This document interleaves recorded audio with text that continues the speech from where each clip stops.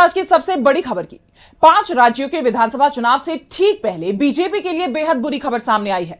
Party का केरल में सफाया हो गया है। स्थानीय निकाय और ग्राम पंचायत के चुनावों में उसे करारी हार का सामना करना पड़ा। अधिकांश सीटों पर बीजेपी के उम्मीदवार मुकाबले में ही दिखाई नहीं दिए, जबकि कांग्रेस को बड़ी जीत मिली है। तो चुनाव में क्या रहे नतीजे, देखिए इस रिपोर्ट में।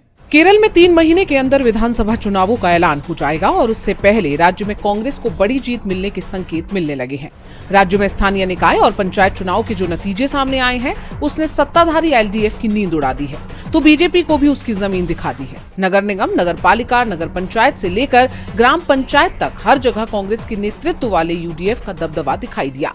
शहरों में तो एलडीएफ का सफाया ही हो गया है। 6 नगर निगमों में से उसे एक भी नगर निगम में बहुमत नहीं मिला है, जबकि यूडीएफ को 4 नगर निगम में कामयाबी मिली है। एलडीएफ को सबसे बड़ा झटका कोल्लम नगर निगम में लगा है, जहां वो 25 साल से सत्ता पर काबिज थी, लेकिन अब यहां यूडीएफ को बहुमत मिल गया है। राजधानी तिरुवनंतपुरम नगर निगम पर एनडीए ने कब्जा किया। इसे लेकर कांग्रेस सांसद शशि थरूर पर सवाल खड़े हो रहे हैं, जो पिछले कुछ दिनों से बीजेपी से करीबी दिखा रहे हैं।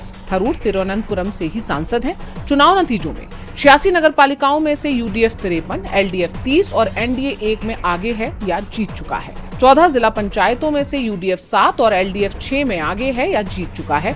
1 पर बराबरी की टक्कर है। 152 ब्लॉक पंचायतों में से यूडीएफ 77 और एलडीएफ 68 में आगे है। 941 पंचायतों में से यूडीएफ 378, एलडीएफ 371 और एनडीए 33 में आगे है। अगर हम सदस्यों की संख्या की बात करें तो ग्राम पंचायत सदस्यों की 17,337 सीटों में से यूडीएफ को 7,883 सीटों पर जीत मिली। एलडीएफ को 6,454 तो एनडीए को 1,414 सीटों पर जीत मिली है। वहीं अन्य के हिस्से में 1,275 सीटें आई हैं। ब्लॉक पंचायत की 2,267 सीटों में से यूडीएफ को 1,191, एलडीएफ को 897 सीटों पर जीत मिली है। एनडीए को 54 और अन्य के हिस्से में 48 सीटें आई हैं। जिला पंचायत की 346 सीटों में से अभी अधिकांश पर काउंटिंग चल रही है। घोषित नतीजों में से कांग्रेस को 130, एलडीएफ को 70 सीटों पर जीत मिल चुकी है, जबकि एनडीए और अन्य के हिस्से में एक सीट आई है। निकाय और पंचायत चुनाव में यूडीएफ को मिली बड़ी जीत पर कांग्रेस नेता राहुल गांधी ने प्रदेश की जनता को धन्यवाद दिया है। उन्होंने एक्स पर पोस्ट किया कि ये जनादेश निर्णायक और उत्साहवर्धक है। इसके लिए मैं लोगों का धन्यवाद करता हूं कि उन्होंने यूडीएफ में अपना विश्वास बनाए रखा।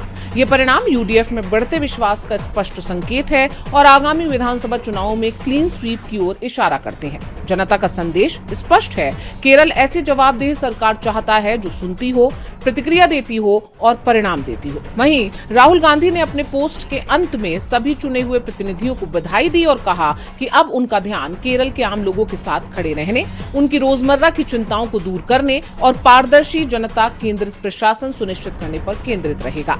केरल के इस चुनाव को सत्ता का सेमीफाइनल माना जा रहा था, जिसमें कांग्रेस ने बड़ी जीत हासिल कर संकेत दे दिया है कि फाइनल यानी विधानसभा चुनाव के नतीजे क्या होंगे।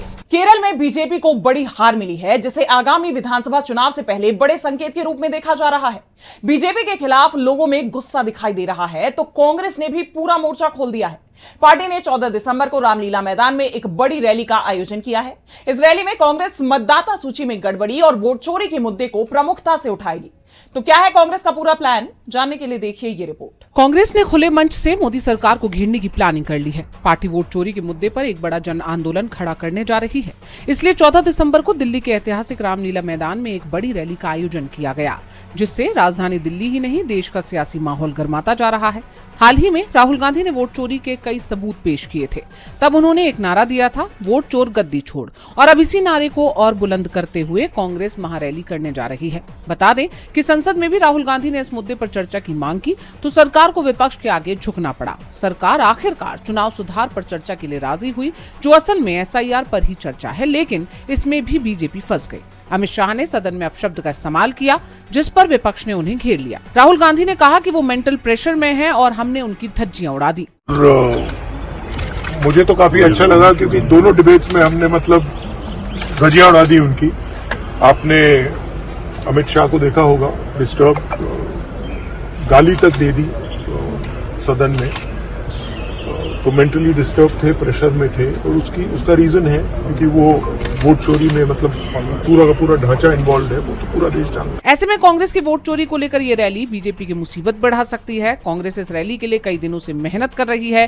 वैसे तो राहुल ने तेजस्वी के साथ बिहार में भी वोटर अधिकार यात्रा की थी, लेकिन ये यात्रा सिर्फ एक राज्य तक ही सीमित रही। लेकिन अब इसे एक राष्ट्रीय आंदोलन की तरह खड़ा किया जा रहा है, जिसकी जानकारी देते हुए दिल्ली प्रदेश कांग्रेस अध्यक्ष देवेंद्र यादव ने बताया कि सारी तैयारियां पूरी कर ली गई हैं। सभी नेता, पूर्व विधायक, चुनाव लड़ चुके उम्मीदवार और जिला अध्यक्ष अपने अपने क्षेत्रों से आने वाली बसों में कार्यकर्ताओं के साथ ही रैली में पहुंचेंगे। तो वहीं कांग्रेस महासचिव केसी वेणुगोपाल ने बताया कि इस रैली से पहले कांग्रेस ने कम से कम 5.5 करोड़ हस्ताक्षर वोट चोरी रोकने के लिए जुटाए हैं।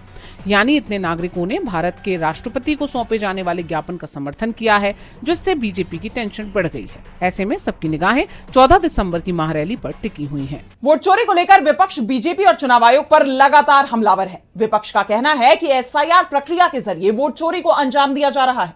ऐसे में इस प्रक्रिया का भी विरोध जारी है और इस बीच पश्चिम बंगाल में चल रहे एसआईआर में बड़ी गड़बड़ी सामने आई है, जिसके बाद नाम काटने से लेकर बीजेपी को फायदा पहुंचाने की कोशिशों तक चुनाव आयोग पर विपक्ष के आरोप और पुख्ता होते दिखाई दे रहे हैं। देखिए ये रिपोर्ट। पश्चिम बंगाल में विधानसभा चुनाव से पहले जिस जल्दबाजी में चुनाव आयोग वोटर लिस्ट का इंटेंसिव रिवीजन करवा रहा है, उस पर तो सवाल पहले से ही उठ रहे थे और अब इस प्रक्रिया को लेकर जो खुलासा हुआ है उसने चुनाव आयोग को ही कटघरे मिला दिया है। अब तक इस प्रक्रिया के तहत 58 लाख लोगों के नाम काटे जा चुके हैं। बड़ी बात तो यह है कि ज्यादा नाम उन क्षेत्रों में कटे हैं जहां टीएमसी मजबूत है। इसका सबसे बड़ा उदाहरण है भवानीपुर निर्वाचन क्षेत्र, जहां से ममता विधायक है। इस सीट से पश्चिम बंगाल में सबसे ज्यादा वोटर डिलीट किए गए हैं। ये वोटर विपक्ष के नेता शुभेंदु अधिकारी के नंदीग्राम से लगभग 4 गुना ज्यादा है। और यही नहीं, अब 1,65,00,000 मतदाताओं के एसआईआर फॉर्म में गड़बड़ी भी पाई गई है।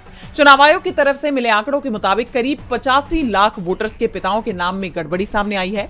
करीब 13.5 लाख वोटर्स के माता पिता एक ही हैं। इनमें से 11,95,000 वोटर्स 15 साल की उम्र से पहले ही पिता बन गए। राज्य में 6 बच्चों के पिताओं की संख्या 24,21,000 है। आंकड़ों के मुताबिक 3,45,000 40 साल की उम्र से पहले दादा बन गए हैं। अब चुनाव आयोग को इन सभी वोटर्स की जानकारी दोबारा वेरीफाई करनी होगी ताकि ड्राफ्ट लिस्ट में कोई खामी ना रहे। इसके लिए बूथ लेवल ऑफिसर घर घर जाकर जानकारी वेरीफाई करेंगे और फिर उन्हें हियरिंग के लिए बुलाया जाएगा। ये खबर ऐसे वक्त में सामने आई है जब महज 2 दिन बाद 16 दिसंबर को ड्राफ्ट वोटर लिस्ट जारी होनी है। यानी प्रक्रिया पूरी करने के लिए और इस गड़बड़ी को अब सुधारने के लिए